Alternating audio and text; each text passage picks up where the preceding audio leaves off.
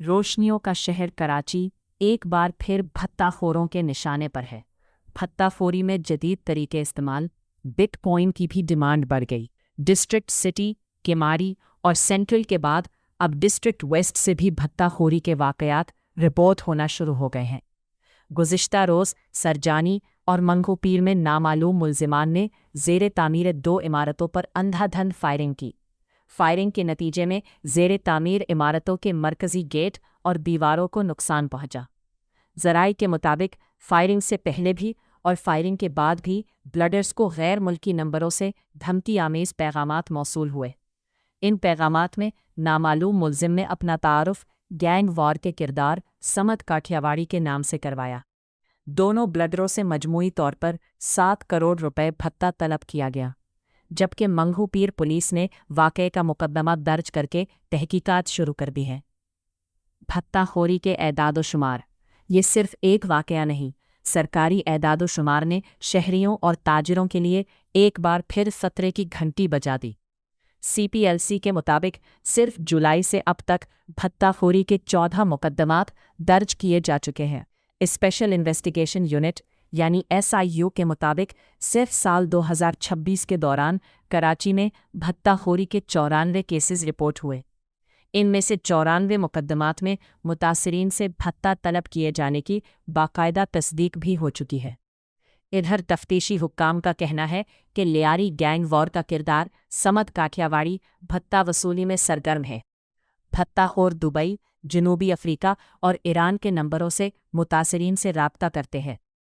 ताजिरों से रिवायती तरीकों के बजाय बिटकॉइन में भत्ता अदा करने का मुतालबा भी किया जा रहा है, जो इस जुर्म के नए और डिजिटल अंदाज की निशानदेही करता है। ज़राए का कहना है कि तामीराती शोबे, स्टील इंडस्ट्री और लकड़ी के कारोबार से वाबस्ता ताजिर ख़ास तौर पर भत्ताखोरों के निशाने पर है।